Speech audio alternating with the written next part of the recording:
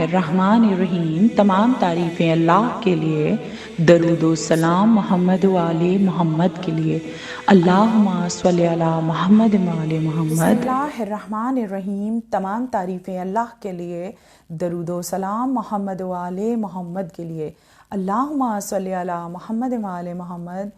1444 ہجری تفسیر قرآن، جس کا آغاز پہلی ماہ رمضان المبارک سے سورہ الحمد کی تفسیر سے ہو چکا، اور جمع آوری کے لحاظ سے قرآنی سورہ جس میں سورہ البقرہ کی تفسیر، آل عمران، النساء، المائدہ، الانعام اور الاعراف سے سورہ انفال کے بعد سورہ برات، سورہ توبہ، اور اس کے بعد آج میں آپ کے سامنے تفسیر سورۃ الیونس کو پیش کروں گی، اور اس کے ساتھ میں نے آپ کے سامنے قرآن پڑھنے کی فضیلت، آداب، شرائط اور قرآن کی اہمیت پر حدیث معصومین علیہ السلام کے تحت اقوال پیش کیے، اور صوم و صلاۃ سے متعلق احادیث، معصومین علیہ السلام کے اقوال آپ کے سامنے پیش کیے۔ آج کی تاریخ منسوب ہے شہزادی ملکۃ العرب جناب خدیجۃ الکبریٰ سلام اللہ علیہا کی وصال کی تاریخ سے، اور اسی نسبت سے جناب خدیجۃ الکبریٰ یہ وہ بیوی ہیں کہ جب آپ نے اس دنیا سے پردہ کیا اور رخصت ہوئیں تو رسول اللہ صلی اللہ علیہ وآلہ وسلم نے اس سال کو عام الحزن یعنی غم کا سال قرار دیا، اور قرآن مجید میں پروردگار عالم نے اپنے محبوب سے کہا تم مفلس تھے، ہم نے تمہیں غنی بنا دیا، یعنی مال خدیجہ سے غنی بنا دیا۔ اور جناب خدیجۃ الکبریٰ سلام اللہ علیہا کے لیے رسول اللہ صلی اللہ علیہ وآلہ وسلم نے فرمایا کہ جب سارا عرب میرا دشمن تھا اس وقت خدیجہ مجھے ڈھارس دیتی تھی، اور جناب خدیجۃ الکبریٰ سلام اللہ علیہا یہ وہ ملکۃ العرب بیوی ہیں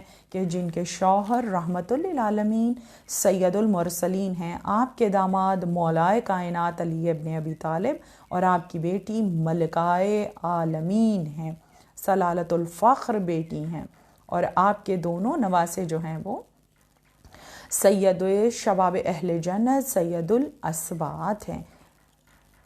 بی بی خدیجۃ الکبریٰ کا لقب جو ہے وہ طاہرہ تھا۔ آپ کا تعلق عالموں کے گھرانے سے تھا جو کعبۃ اللہ کا طواف کیا کرتے تھے، اور آپ کو محبت سے رسول اللہ صلی اللہ علیہ وآلہ وسلم خدیجۃ الکبریٰ کہہ کر بلاتے تھے۔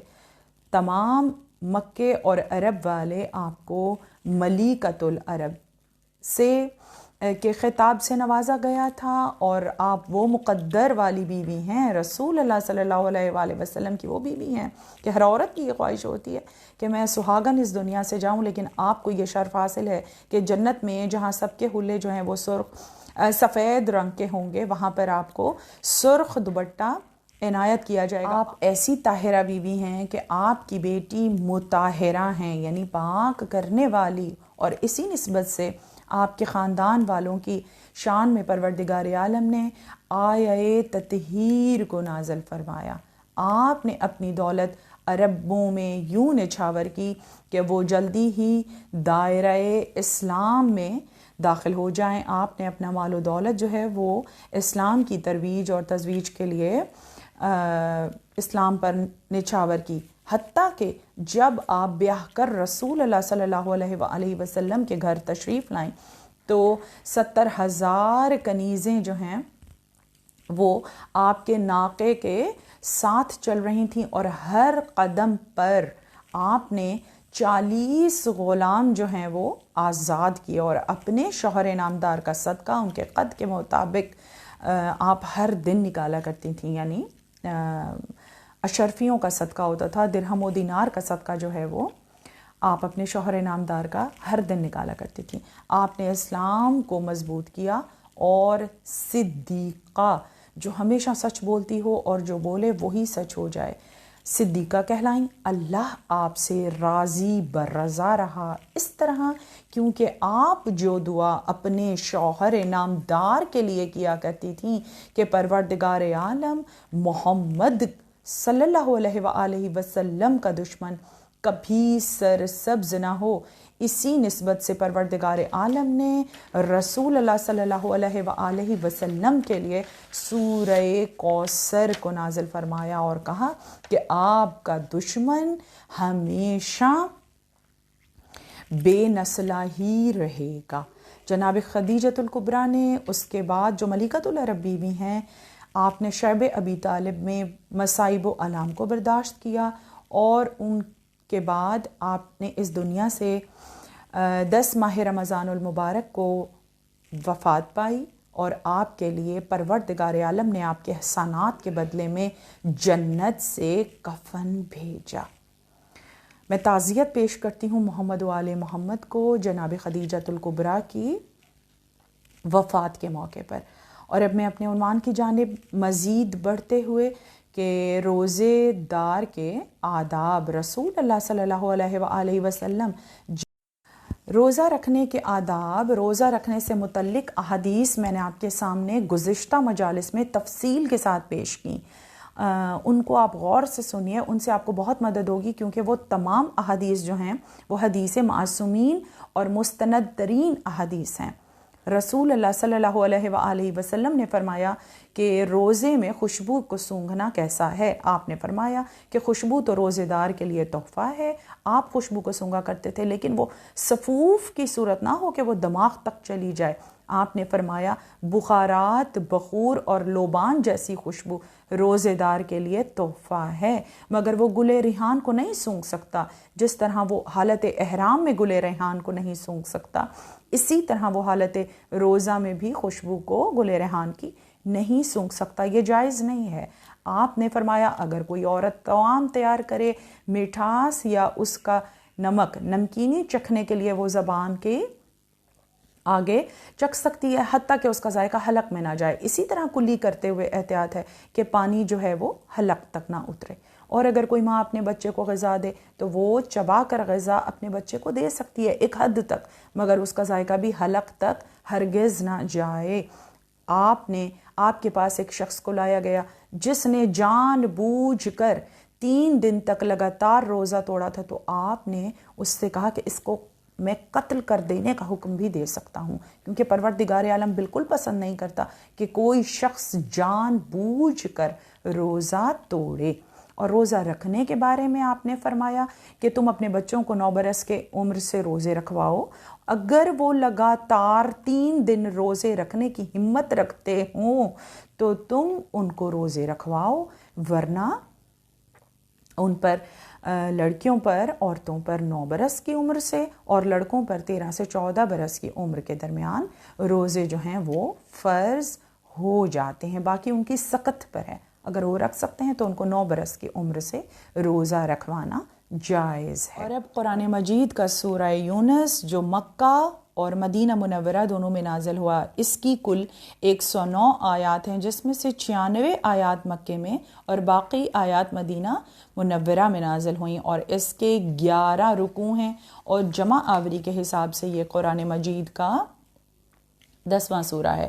بسم اللہ الرحمن الرحیم، الف لام را، تلک آیات الکتاب الحکیم، آکان للناس عجبا ان اوحینا الی رجل منہم ان انذر الناس وبشر الذین آمنوا ان لهم قدم صدق عند ربهم قال الکافرون ان ھذا لساحر مبین ان ربکم اللہ الذی خلق السماوات والارض فی 6 ایام ثم استوی علی العرش یدبر الامر ما من شفیع الا من بعد اذنہ ذالکم اللہ ربکم فاعبدوہ افلا تذکرون الیہ مرجعکم جميعا وعد اللہ حق انہ یبدأ الخلق ثم یعیدہ لیجزی الذین آمنوا وعملوا الصالحات بالقسط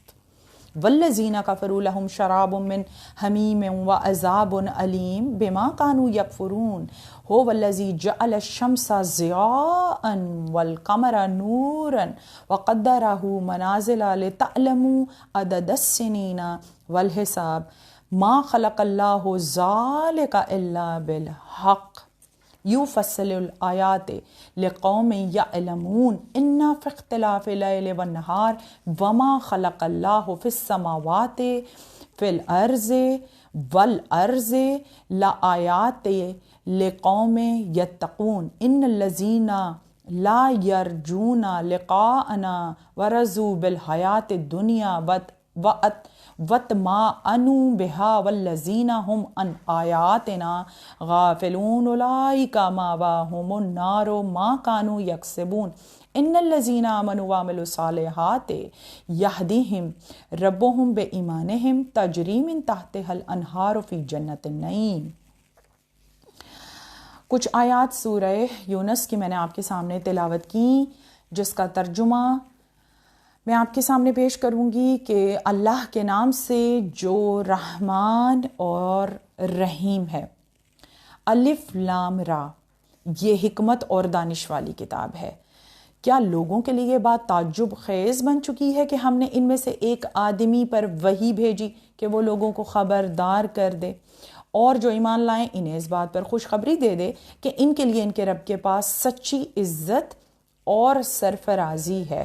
کافروں نے کہا یہ تو کھلم کھلا جادو ہے۔ کافروں نے اللہ کی آیات پہ کہا کہ تو کھلم کھلا جادو ہے۔ یقیناً تمہارا پروردگار وہی اللہ ہے جس نے آسمانوں اور زمینوں کو 6 دنوں میں 6 ادوار میں پیدا کیا، پھر عرش سلطنت پر متمکن ہو کر امور کی تدبیر کر رہا ہے۔ اس کی اجازت کے بغیر کوئی شفاعت کرنے والا نہیں ہے۔ یہی اللہ تمہارا رب ہے، بس تم اسی کی عبادت کرو۔ کیا تم نصیحت حاصل نہ کرو گے؟ اس کی طرف تم سب نے پلٹ کر جانا ہے، یہ اللہ کا سچا وعدہ ہے۔ وہی خلقت کا آغاز کرنے والا ہے اور پھر اسے واپس لے جانا ہے، تاکہ جو لوگ ایمان لائے نیک عمل کیے ان کو انصاف کے ساتھ وہ جزا دے، اور جنہوں نے کفر کیا ان کے لیے کھولتے ہوئے پانی کا مشروب ان کے کفر کی وجہ سے ان کے لیے دردناک حساب ہے۔ اسی نے سورج کو روشنی دی اور چاند کو نور دیا اور چاند کی منزلیں مقرر کی تاکہ تم اس سے برسوں اور تاریخوں کے حساب معلوم کر سکو۔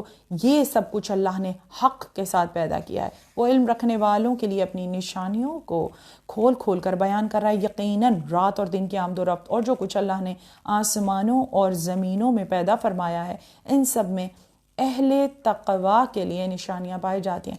بے شک وہ لوگ جو ہم سے ملنے کی امید نہیں رکھتے دنیاوی زندگی پر مطمئن ہو چکے ہیں۔ وہ لوگ ہماری آیات سے غافل ہیں، انہوں نے کچھ پڑھا ہی نہیں، کچھ سمجھا ہی نہیں۔ ان کے لیے کیا ہے؟ ان کا ٹھکانہ جہنم ہے۔ اور جو لوگ ایمان لائے نیک عمل کیے، ان کے ایمان کی بدولت ان کا پروردگار انہیں ہدایت دے گا اور نعمت بھری جنتوں میں ان کے نیچے نہریں بہہ رہی ہوں گی۔ وہاں ان کا قول ہوگا کہ خدایا تو پاک ہے، اور ان کا تحفہ سلام ہوگا، اور ان کا آخری بیان یہ ہوگا کہ تمام تعریفیں رب العالمین کے لیے ہیں۔ جن آیات کا میں نے تلاوت کی تھی ان کا ترجمہ میں نے آپ کے سامنے پیش کیا، اور اب میں اس کی تفسیر کی جانب بڑھوں گی کہ فضائل سورہ یونس یہ ہیں کہ جو شخص ہر دوسرے تیسرے مہینے سورہ یونس کی تلاوت کرے گا تو وہ جاہلین میں سے قرار نہیں پائے گا، ایمان لانوں میں آ جائے گا، اور وہ شخص روز قیامت مقربین اور صالحین میں اس کا شمار ہوگا۔ رسول اللہ نے فرمایا کہ جو شخص بھی سورہ یونس کی تلاوت کرے گا اللہ اس کی اوپر ضعیفی طاری نہیں کرے گا، وہ بوڑھا جلدی نہیں ہوگا۔ اور امام جعفر صادق علیہ السلام نے الف لام را کے معنی بیان کیے کہ ان اللہ الرؤوف، یعنی اللہ شفیق ہے۔ ان اللہ الرؤوف، میں اللہ شفیق ہوں۔ اور امام نے فرمایا کہ الف لام را اسم اعظم ہے، اس کے علیحدہ حروف ہیں۔ جب رسول اور امام ان حروف کو جوڑ کر اللہ سے کوئی دعا طلب کرتے ہیں، یعنی حروف مقطعات کو پڑھ کر 2 سے 3 حروف مقطعات کو جوڑ کر جب رسول اور امام کوئی دعا اللہ سے کرتے ہیں تو وہ دعا کبھی رد نہیں ہوتی، وہ دعا ضرور قبول ہوتی ہے۔ اور پھر کتاب حکیم ہے، جیسے آیت سے واضح ہوا، یہ حکمت اور دانش والی کتاب کی آیات ہیں۔ اللہ نے بہت سارے مقامات پر قرآن مجید کو حکیم کہا ہے، اور حکیم جو ہے وہ صاحب حکمت کو کہا جاتا ہے۔ قرآن مجید جو ہے وہ حکیم ہے، اور حکیم حکم سے بھی ہے، اور رسول اللہ صلی اللہ علیہ وآلہ وسلم کی نبوت پر سب سے بڑی دلیل اور نشانی جو ہے وہ قرآن حکیم ہے۔ اور اس کی وجہ یہ ہے کہ اللہ نے قرآن مجید میں عدل اور انصاف کا حکم دیا، اور اہل اطاعت کے لیے جنت اور نہ ماننے والوں کے لیے جہنم کا فیصلہ کیا ہے۔ زمین و آسمان 6 دنوں میں پیدا ہوئے۔ اللہ نے 6 ادوار میں آسمانوں اور زمینوں کو پیدا فرمایا۔ عرش سلطنت پر متمکن ہو کر امور کی تدبیر کر رہا ہے۔ الرحمن علی العرش استویٰ کا مفہوم ہے کہ اللہ ملک پر غالب ہے۔ پوری کائنات خدا کے ہی زیر سایہ ہے، اور اللہ جو ہے وہ پوری کائنات کا مالک ہے۔ اور اس کے بعد شمس و قمر کی تخلیق اور ان کے منازل۔ اسی نے سورج اور چاند کو پیدا کیا اور ان کو نور عطا کیا، چاند کی منزلیں مقرر کیں تاکہ تم ان سے برسوں اور دنوں کا حساب لگا سکو۔ سورج کی روشنی کو ضیاء کہا، یہ اس کی اپنی ذاتی روشنی ہے، اور چاند کی روشنی کو نور کہا کیونکہ چاند روشنی سورج سے لیتا ہے، اس کی روشنی نور اور سورج کی روشنی ضیاء کہلائی۔ اور اسی کے تحت کچھ سیاروں کے نام لیے، جس میں زہرہ، عطارد، مریخ، زحل اور مشتری وغیرہ کا ذکر آیا ہے، کیونکہ ان کی رفتار سے یہ چاند کے تابع ہوتے ہیں، سورج کے نظام شمسی کا حصہ ہیں۔ جس طرح سورہ بروج ہے، اس میں 12 برجوں والے آسمان کی قسم پروردگار عالم نے کھائی ہے تاکہ وہ اس سے دن اور راتوں اور سال کا، مہینوں کا حساب لگایا جا سکے۔ سال جو ہے وہ 2 حساب سے دیکھا جاتا ہے، شمسی اور قمری۔ اور رسول اللہ صلی اللہ علیہ وآلہ وسلم نے فرمایا کہ قرآن مجید میں سورج سے میری مثال اور چاند سے میرے وسیع علی علیہ السلام کی مثال دی ہے۔ پروردگار عالم نے سورج کو ضیاء اور چاند کو نور بنایا۔ مقصد یہ ہے کہ سورج کی روشنی ذاتی اور چاند سورج کے نور کا منعکس کرتا ہے۔ رسول پر قرآن نازل ہوا اور علی نے ان سے سینہ بسینہ اس علم کو حاصل کیا۔ آپ پر جو قرآن نازل ہوا وہ قرآن صامت اور علی مرتضیٰ قرآن ناطق ہیں، بولتے ہوئے قرآن ہیں۔ اور اسی طرح رسول اللہ صلی اللہ علیہ وآلہ وسلم نے سورج اور چاند سے متعلق احادیث کو پیش کیا کہ سورج کو ضیاء اور چاند کو نور بنایا ہے۔ اس سے آگے جو آیت ہے اس میں ہے جنت کا پہلا کلمہ جو ہے وہ کون سا ہوگا۔ وہاں ان کا قول ہوگا کہ خدایا تو پاک ہے، اس کا تحفہ سلام ہوگا، اور ان کا آخری بیان یہ ہوگا کہ تمام تعریفیں اللہ رب العالمین کے لیے ہیں۔ امام نے فرمایا کہ جب کوئی شخص الحمدللہ کہتا ہے تو اللہ اسے دنیا اور آخرت کی نعمات عطا کرتا ہے۔ اس کے لیے دنیا کی نعمات آخرت کے ساتھ متصل ہو جاتی ہیں، یعنی دنیا اور آخرت میں اللہ اس کو کامیاب کرتا ہے کہ جو الحمدللہ رب العالمین کہتا ہے۔ اور جب اہل جنت جنت میں داخل ہوں گے تو ان کی زبان پر پہلا کلمہ جو ہوگا وہ ہوگا الحمدللہ رب العالمین۔ وہ سب سے پہلے الحمدللہ کہیں گے۔ اور اس کے بعد آپ نے فرمایا مومن کو جب جنت میں کسی چیز کی ضرورت ہوگی تو وہ سبحانکا اللہم کہے گا، سبحانکا اللہم کہے گا، تو جنت کے خدام اس کی مطلوبہ شے لے کر حاضر ہو جائیں گے۔ اور جب وہ جنت کی نعمات کو استعمال کرے گا اور ان سے فارغ ہوگا تو پھر وہ کہے گا الحمدللہ، اس کی زبان پر الحمدللہ رب العالمین کا کلمہ جاری و ساری رہے گا۔ اور پھر سورہ یونس میں ہی ارشاد ہوا کہ ہر انسان جو ہے وہ دکھ کے لمحات میں تو اللہ کو گڑ گڑا کر پکارتا ہے، لیکن جب خوشی کا موقع آتا ہے تو اپنے رب کو بھلا دیتا ہے۔ نہیں پروردگار عالم، تو ہمیں اپنے ناشکر بندوں میں شمار نہ کرنا۔ ہر آن ہم تیری یاد میں مصروف و مشغول رہنے کی دعا کرتے ہیں۔ جن لوگوں نے بھلائی کی روش اپنائی ان کے لیے بھلائی ہے اور مزید اضافہ ہے۔ ان کے چہروں پر سیاہی اور ذلت طاری نہیں ہوگی، روشن پیشانیوں والے وہی جنت میں جانے والے ہیں۔ اور وہ اس میں ہمیشہ رہیں گے۔ جنہوں نے برائیاں کی وہ اپنی برائیوں کی مقدار کے بدلے ہی بدلہ پائیں گے اور جہنم میں جائیں گے۔ اللہ قادر مطلق ہے، جس کو چاہے جنت اور جس کو چاہے جہنم میں بھیج دے، لیکن اپنے اعمال کی بنیاد پر لوگ جنت اور جہنم میں جائیں گے۔ اس آیت کا بیان بھی سورہ الیونس میں پروردگار عالم نے ارشاد فرمایا ہے۔ اور پھر اولیاء اللہ کا مقام بھی بیان فرمایا، کس طرح آگاہ رہو اولیاء الہی پر نہ تو خوف طاری ہوتا ہے اور نہ وہ مخزوم و رنجیدہ ہوتے ہیں، مطمئن ہوتا ہے ان کا دل۔ امیر المومنین علی ابن ابی طالب نے ارشاد فرمایا کہ ہم وہ لوگ ہیں جو ہمارے بعد ہماری پیروی کریں گے۔ ہمارے لیے بھی خوشخبری ہے اور ہم سے زیادہ خوشخبری ان کے لیے ہے کہ جن کے دل مطمئن ہو جائیں گے۔ وہ کون ہوں گے؟ اولیاء اللہ، اللہ انہیں ولیوں کے درجہ پر فائز فرمائے گا۔ اور پھر امام نے فرمایا کہ ہمارے قائم کے شیعوں کے لیے جو ان کی غیبت کے زمانے میں ان کا انتظار کریں گے، ان کے ظہور کے وقت ان کی اطاعت کریں گے، وہ لوگ خدا کے ایسے ولی ہیں جن پر نہ تو کوئی خوف ہوگا اور نہ ہی وہ غمگین ہوں گے، وہ مطمئن ہوں گے۔ خدا دار السلام کی دعوت دیتا ہے اور اللہ سلامتی کے گھر کی دعوت دیتا ہے، جسے چاہتا ہے سیدھے راستے کی دعوت دیتا ہے۔ اور معصوم نے فرمایا سلام اللہ کا ایک نام ہے۔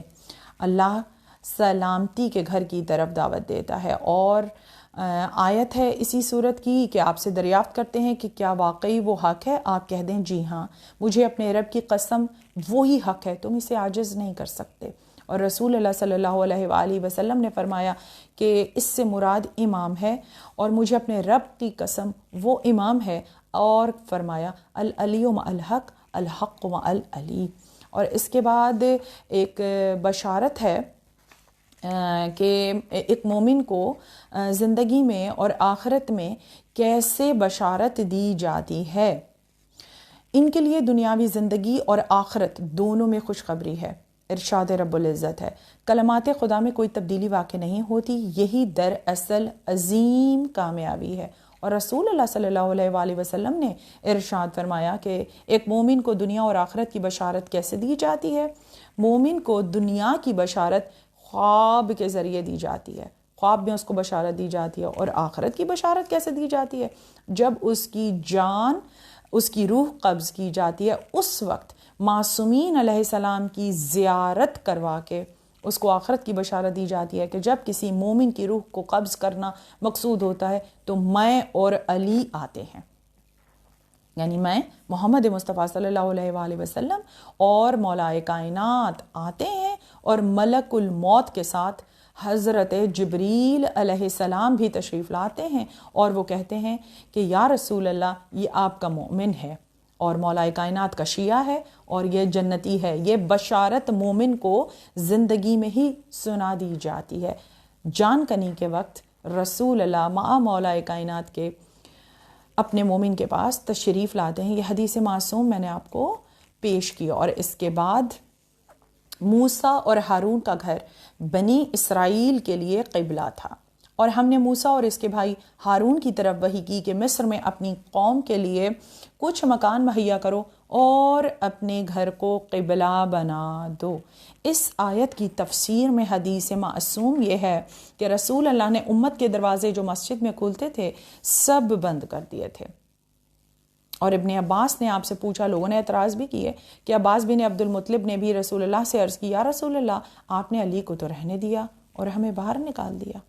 رسول اللہ نے فرمایا میں نے انہیں یہاں اپنی مرضی سے تھوڑا چھوڑا ہے، تمہیں اپنی مرضی سے بھی نہیں نکالا، یہ تو اللہ کا حکم ہے کہ اس دروازے کو رہنے دیا جائے اور تمہارے دروازے مسجد میں سے بند کر دیے جائیں۔ حضرت نے ایسا کر کے دنیا کو یہ بتا دیا تھا کہ علی کی مثال مجھ سے ویسی ہی ہے جیسے موسیٰ کو ہارون سے تھی۔ اور تفسیر کے اختتامی مراحل میں آپ کے سامنے قصہ یونس علیہ السلام کو پیش کروں گی۔ پروردگار عالم نے ارشاد فرمایا پھر کیا کوئی ایسی مثال موجود ہے کہ کوئی بستی عذاب دیکھ کر ایمان لائی ہو اور اس کا ایمان جو ہے وہ اس کے لیے نفع بخش ثابت ہوا ہو۔ حضرت یونس کی قوم جب ایمان لائی تو ہم نے انہیں دنیاوی زندگی میں سے رسوائی کا عذاب ہٹا دیا اور ہم نے انہیں ایک مدت تک چین سے رہنے دیا۔ قرآن پاک کی آیت میں نے آپ کے سامنے تلاوت فرمائی، جس کی تفسیر یہ ہے کہ جب حضرت یونس علیہ السلام کو پروردگار عالم نے اپنی قوم کی طرف نبی بنا کر بھیجا تو ان کی عمر اس وقت 30 برس تھی۔ آپ نے 3 برس تک اپنی قوم کو ہدایت کی اور اللہ کا پیغام سنایا، تو 3 برس میں صرف 2 ہی شخص تھے جو ایمان لے آئے۔ ایک کا نام روبیل تھا، اور جناب روبیل جو ہیں ان کا تعلق علم اور حکمت سے تھا۔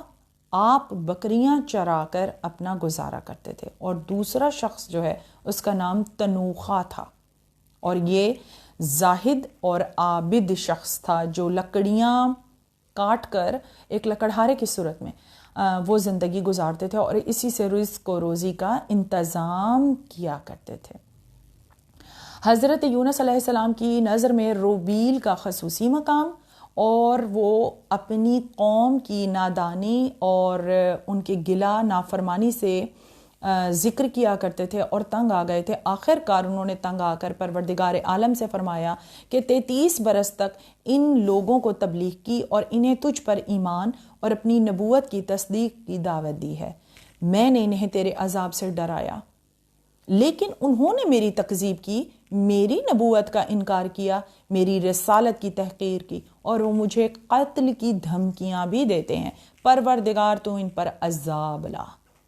دعا کر رہے ہیں حضرت یونس علیہ السلام، یہ لوگ ایمان لانے والے نہیں ہیں، یہ کبھی ایمان نہیں لائیں گے، جبکہ 3 برس تک آپ نے ہدایت فرمائی جس میں صرف 2 لوگ ایمان لائے۔ اب اللہ نے حضرت یونس علیہ السلام کو وحی کی اور کہا کہ تیری قوم میں کچھ ایسی عورتیں بھی ہیں کہ جن کے گودیوں میں شیرخوار بچے ہیں، بوڑھے، کمزور اور ناتواں لوگ ہیں۔ مجھے ان کا لحاظ ہوتا ہے، میں عادل حکمران ہوں، میری رحمت میرے غضب پر سبقت رکھتی ہے، وہ رحیم ہے۔ میں بڑوں کے جرائم کی سزا چھوٹے بچوں کو نہیں دینا چاہتا۔ اگر کسی بھی قوم میں چھوٹا بچہ ہوگا تو ان پر عذاب نہیں آتا۔ یہ میرے بندے ہیں، میری مخلوق، میرا کنبہ ہیں، میں انہیں مہلت دینا چاہتا ہوں اور ان کی توبہ کا منتظر ہوں۔ پروردگار عالم نے کہا کہ تم ان پر رحم کرو، تمہیں رحمت کا بادل بنا کر بھیجا ہے اپنی امت پر۔ ذرا نوح کو تو دیکھو، اللہ نے کہا ذرا نوح کو تو دیکھو کہ کتنا انتظار کیا ہے حضرت نوح علیہ السلام نے اپنی بد دعا کے قبول ہونے تک۔ تو حضرت یونس نے فرمایا پروردگار میں تو تیری ہی وجہ سے ان سے ناراض ہوا، ان لوگوں نے جب تیرے غضب کو دعوت دی تو پھر میں نے ان پر بد دعا کی، میں ان پہ ترس نہیں کھاؤں گا، یہ لوگ ایمان لانے والے نہیں ہیں۔ اور اللہ نے فرمایا ذرا سوچو، تمہاری قوم کی آبادی 1 لاکھ سے بھی زیادہ ہے، تم صرف ظاہر کو دیکھ رہے ہو، میں تو باطن کو بھی دیکھ رہا ہوں۔ ہاں تمہارے اصرار کی وجہ سے میں عذاب نازل کروں گا، مگر میرا عذاب بدھ کے روز ماہ شوال کی 15 تاریخ کو نازل ہوگا۔ اللہ نے مہلت دی، وقت دے دیا حضرت یونس علیہ السلام کو، اور کہا کہ طلوع آفتاب کے بعد میرا عذاب نازل ہوگا 15 شوال بدھ کے روز۔ اللہ نے وقت دے دیا۔ اب حضرت یونس نے جب یہ سنا تو وہ خوش ہو گئے، انہوں نے کہا اچھا ہوگا کہ عذاب آئے گا، یہ دائرہ ایمان میں تو آتے نہیں ہیں۔ اب انہوں نے اپنے شاگرد تنوخہ کو بتایا کہ اس قوم پر 15 شوال بروز بدھ طلوع آفتاب کے بعد عذاب آنے والا ہے۔ تنوخہ کون ہیں؟ جو عابد اور زاہد ہیں۔ تنوخہ نے کہا ہمیں انہیں بتانے کی کیا ضرورت کہ ہم لوگوں کو بھی بتائیں کہ تمہارے اوپر اللہ کا عذاب آنے والا ہے۔ حضرت یونس نے کہا کہ اچھا چلو ہم عذاب کی آمد کا پتہ روبیل کو دیتے ہیں، جو عالم حکمت والے تھے ان کو دیتے ہیں کہ عذاب کب آئے گا۔ اور اسی طرح انہوں نے بدھ کا دن اور 15 شوال کی تاریخ طلوع آفتاب کے بعد جناب روبیل کو بھی دی۔ اب جناب روبیل جن کے پاس علم اور حکمت تھا، وہ عالم تھے اور بکریاں چراتے تھے، اور جو بکریاں چراتا ہے اس کے اندر مامتا بہت ہوتی ہے۔ پروردگار عالم نے انبیاء سے بکریاں چروائیں اور ان کے اندر جس جذبے کو اجاگر کیا وہ جذبہ تھا مامتا کا جذبہ، اور اس کے بعد وہ بہت شفیق اور نرم دل تھے جناب روبیل۔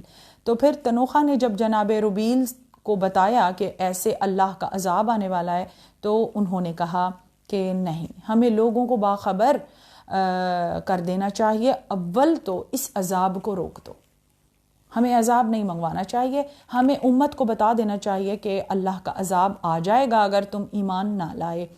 تو روبیل نے حضرت یونس سے عرض کیا کہ یہ تو ممکن ہے، کیا پتہ اگر ہم انہیں عذاب سے ڈرائیں تو یہ لوگ توبہ کر لیں۔ جناب روبیل جن کے پاس حکمت تھی اور وہ بکریاں چراتے تھے، انہوں نے کہا اللہ سے طلب مغفرت کرتے ہیں لوگوں کو جمع کر کے، کیا پتہ اللہ اس عذاب کو روک دے۔ لیکن تنوخہ نے کہا کہ ایسا ممکن نہیں، اللہ اپنے وعدے کے خلاف نہیں کرتا۔ تجھے نبی صادق کی خبر میں کوئی شک ہے؟ اگر ایسا ہے تو تیرے اب تک تمام نیک عمل اکارت ہو گئے، تو نبی کی بات کو جھٹلا رہا ہے۔ نہیں، تم نے اگر نبی کی بات کو روکا تو پھر اللہ تمہارے اعمال جو ہے وہ غلط کر دے گا۔ روبیل نے بڑے تحمل سے تنوخہ کی باتیں سنی اور کہا کہ یہ تو سوچیں کہ جب 1,00,000 سے زیادہ کی آبادی عذاب الہی سے تباہ ہوگی تو اللہ آپ کے بارے میں کیا سوچے گا؟ آپ کا نام فہرست انبیاء سے کہیں خارج تو نہیں ہو جائے گا کہ آپ نے اپنے 1,00,000 سے زیادہ بندوں کے لیے عذاب طلب کیا؟ اب حضرت یونس نے فرمایا روبیل سے، نہیں، کسی طور بھی میں اللہ کے عذاب کو نہیں روکنے والا۔ اس شہر والوں نے مجھے اتنا ستایا ہے اور اللہ کے حکم کی تکذیب بھی کی، مجھ پہ تشدد بھی کیا، اور اب جناب یونس علیہ السلام تنوخہ کو لے کر اپنے شاگرد کو کچھ فاصلے پر چلے گئے اور وہاں رہ کر اس قوم کے انجام کو دیکھنے کے لیے انتظار کرنے لگے، جبکہ جناب روبیل نے شہر کو نہیں چھوڑا۔ اور جب ماہ شوال شروع ہوا تو جناب روبیل ایک پہاڑی کے اوپر چڑھ گئے اور انہوں نے یہ اعلان کیا، جن کے پاس حکمت بھی تھی اور علم بھی تھا اور وہ بکریاں چرا کر اپنا گزارا کرتے تھے، نرم دل تھے جناب روبیل۔ انہوں نے امت سے کہا، قوم سے کہا، میں تمہارا خیر خواہ ہوں اور میں تم سے مخاطب ہوں، دیکھو میری توجہ کو غور سے سنو، شوال کا مہینہ ہو چکا اور 15 تاریخ کو بدھ کے روز جو ہے اللہ کا عذاب آئے گا۔ یاد رکھو وحی الہی کے مطابق تمہیں میں نے خبر سنائی ہے کہ تمہارا انجام کیا ہونے والا ہے۔ جب لوگوں نے جناب روبیل کی گڑ گڑانے والی آواز سے اور التجا والی آواز سے یہ خبر سنی تو جو مخلوق تھی، جو لوگ تھے، امت تھی 1,00,000، ان کے دل جو ہیں وہ ڈر گئے اور وہ گریہ کرنے لگے اور جناب روبیل کے پاس آئے اور انہوں نے کہا تم ایک صاحب حکمت، علم و حکمت اور شفیق انسان ہو، اب ہمیں بتاؤ ہم کیا کریں؟ سمجھ رہے ہیں سارے قصے کو؟ میں نے آسانی کر کے پڑھ رہی ہوں آہستہ آہستہ، تاکہ سارا قصہ جو ہے نبی کا وہ ہمیں سمجھ آئے اور ہم اس سے سبق بھی لیں۔ تم علم و حکمت والے ہو، صبر والے ہو، ہمیں بتاؤ ہم کیا کریں؟ مشورہ بہت اچھی چیز ہوتی ہے، مشورہ ضرور کر لینا چاہیے جس کے پاس علم و حکمت ہو اور جو صبر والا ہو۔ جس کے پاس علم ہوگا نا وہ ہمیشہ صبر والا ہوگا۔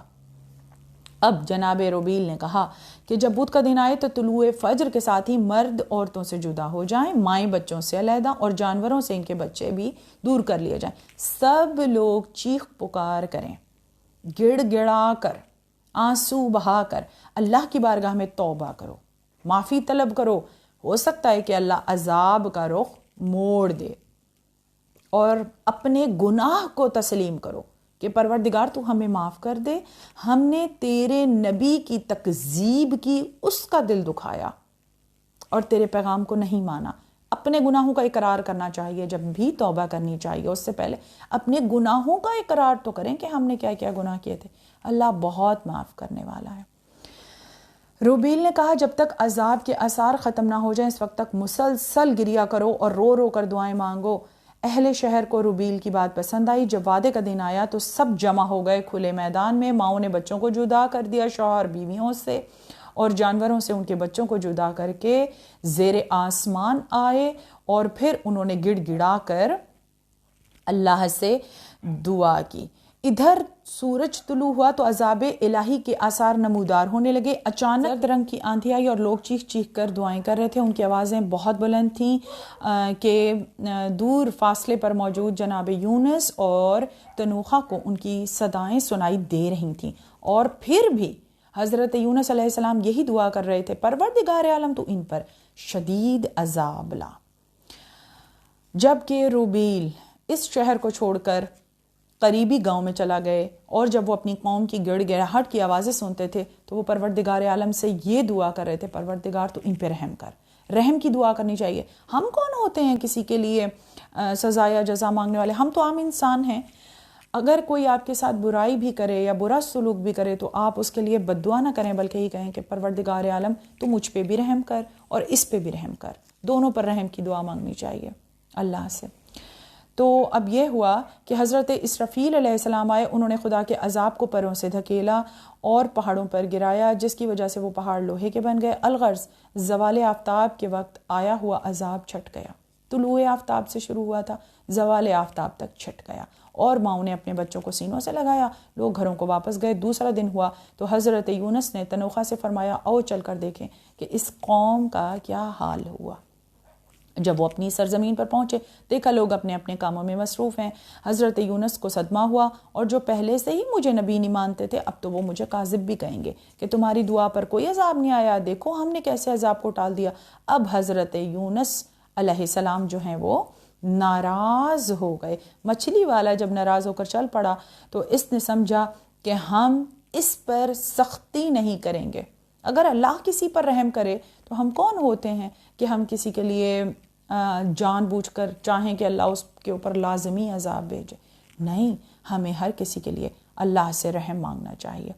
اب جب حضرت یونس علیہ السلام ایک بحر کی جانب چلے، سمندر کی جانب، تو راستے میں روبیل سے ملاقات ہوئی۔ روبیل نے کہا تنوخہ اب تم نے دیکھ لیا کہ ہم دو میں سے کس کی رائے وزنی تھی، اب تمہاری رائے صحیح تھی یا میری رائے صحیح تھی؟ میں نے لوگوں پر رحم مانگا تو پھر اللہ نے میرے رحم کی دعا کو قبول کیا۔ یہ ہے علم و حکمت اور زاہد کا فرق۔ اسی لیے اصول کافی میں پورا ایک باب ہے کہ عالم زاہد سے افضل ہے۔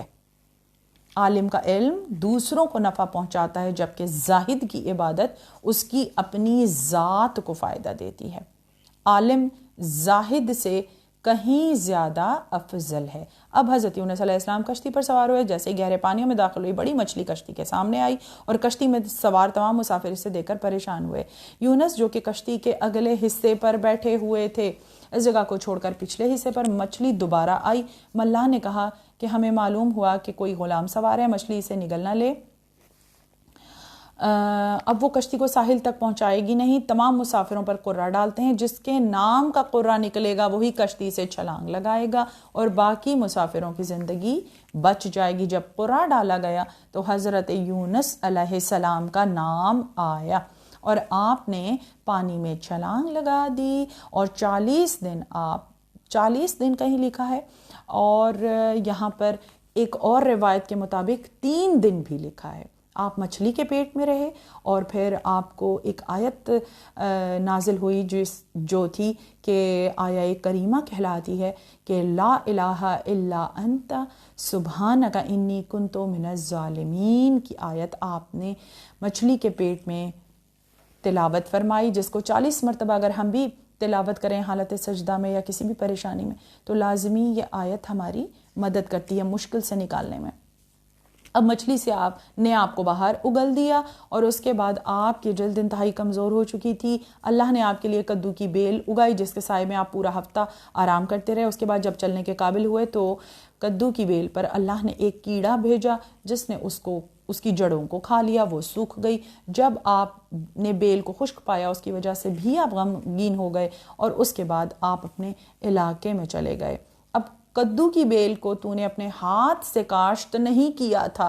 اللہ نے مثال دی کہ اے یونس، تو نے کدو کی بیل کو خود اپنے ہاتھ سے کاشت تو نہیں کیا تھا، لیکن اس کے سوکھنے پر تو اتنا پریشان ہو گیا۔ اب تو بتا کہ میں 1,00,000 اپنی مخلوق کو تیری بد دعا پر کس طرح عذاب دے دیتا۔ اللہ عذاب دینے میں جلدی نہیں کرتا، وہ رحمان و رحیم ہے۔ ہمیں اللہ کے کرم کو ہی یاد رکھنا چاہیے اور اپنے گناہوں کا اقرار کرتے ہوئے اس سے معافی طلب کرنی چاہیے۔ حضرت یونس علیہ السلام نینوا کی طرف چلے، جب پہنچے تو آپ کو شرم بھی آئی کہ میں اپنے گاؤں والوں کے سامنے کیسے جاؤں، اتنے نحیف ہو گئے تھے، کمزور ہو گئے تھے، عذاب کو بھگت بھی چکے تھے۔ تو آپ نے ایک چرواہے کو دیکھا جو بکریاں چرانے میں مصروف تھا. آپ نے کہا میں یونس ہوں. اس نے ماننے سے انکار کیا. تو وہ جن بکریوں کو چرا رہا تھا ایک بکری نے گواہی دی کہ یہ یونس نبی ہیں. بکری نے آپ کی گواہی دی. اور اس کے بعد آپ اپنے شہر میں تشریف لائے اور پھر انہوں نے شہر والوں نے کہا کہ سب کو مبارک ہو، ہمارے نبی حضرت یونس جو ہیں وہ واپس آ گئے ہیں. اور جب لوگوں نے یہ بات سنی تو چرواہے سے گلہ کیا کہ تو ان کو واپس لے آیا ہے. تو بکری نے گواہی دی. بکری نے دوبارہ گواہی دی. تو سب لوگ بہت خوش ہوئے کہ یہ واقعی سچا نبی ہے کہ جس کے لیے ایک بکری جو ہے، ایک جانور جو ہے وہ اللہ کے نبی کے لیے گواہی دے رہا ہے. اور اس طرح تمام چیزیں ہیں. لیکن جو قوم پر عذاب آیا، یہ جو زلزلے یا بارشیں اور یہ اس قسم کی جو قدرتی آفات ہوتی ہیں یہ اللہ کی طرف سے ہی ہوتی ہیں. اب یہ آزمائش ہو یا عذاب ہو، اس کے لیے نماز آیات پڑھنے کا حکم ہے حدیث معصوم سے. اب اس واقعے میں بہت سارے نکتے ہیں جن کو بطور خطیبہ اہل بیت ایک ذاکرہ کے طور پر تو میں بہت سارے نکتے آپ کے سامنے پیش کر سکتی ہوں، لیکن میں نے آپ کے سامنے تفسیر پیش کی اور اس میں سے ایک ہی نکتہ میں آپ کے سامنے پیش کر رہی ہوں کہ عالم زاہد سے افضل ہے. وہ مولا نے فرمایا کہ اس کی قلم سے لکھا ہوا ایک لفظ، یعنی اس کی روشنائی کا ایک قطرہ بھی شہید کے خون کے قطرے سے افضل ہے. وہ علم جو تم سیکھو اور دوسروں کو سکھاؤ یہ افضل ترین عبادت ہے. پروردگار عالم ہماری اس عبادت کو اپنی بارگاہ میں قبول و منظور فرمائے. خلوص کے ساتھ ہماری یہ قلیل سی عبادت بارگاہ الہی میں کثیر سمجھ کے قبول و منظور ہو جائے. آمین یا رب العالمین. اللہم صلی علی محمد و آل محمد واجل فرجہم و اجمعین.